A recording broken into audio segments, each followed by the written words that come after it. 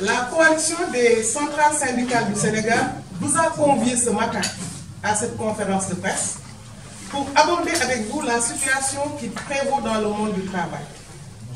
En effet, la situation économique et sociale de notre pays est marquée par une dégradation du pouvoir d'achat des travailleurs, en sus de nombreuses violations des libertés syndicales et des droits des travailleurs signalés dans plusieurs secteurs d'activité.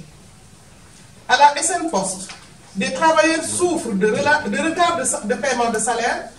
Au niveau du port autonome de Dakar, 3 responsables syndicaux ont été licenciés arbitrairement pour avoir exprimé leur opinion sur la gestion inique des ressources humaines.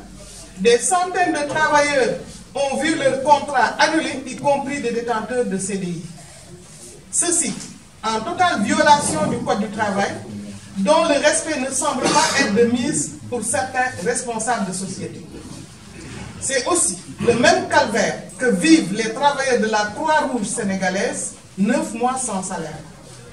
À la RTS, la suspension de l'application de l'accord d'établissement risque de plonger la société dans une situation d'instabilité au moment où la paix commençait à s'installer. Le refus d'organiser les élections des délégués du personnel par le groupe Laïus à la cimenterie du Sahel et à la CNO est un affront vis-à-vis de l'état de droit. L'approche pour le moins frontale des nouvelles autorités dans la gestion des différends avec la presse menace la stabilité des emplois dans certains organes de presse avec des départs notés. Dans le secteur primaire, des contractuels comme des travailleurs sous contrat à durée indéterminée ont été licenciés. C'est le cas au ministère des Mines et à l'université du Sine-Saloum. À cela s'ajoute l'impasse des négociations entre les syndicats et le gouvernement dans les secteurs de l'enseignement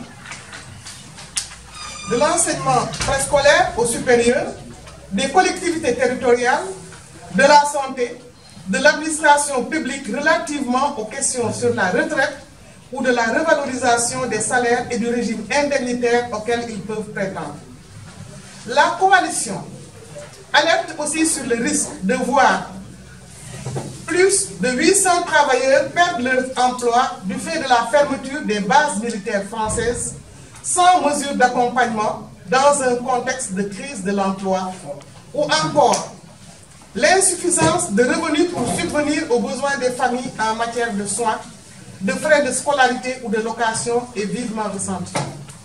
Ces décisions antisociales prises par les autorités pour licencier des travailleurs ne sauraient être justifiées sous le prétexte renversant que ces recrutements ont une connotation politique au mépris des dispositions de l'article 1, alinéa 1 du Code du travail.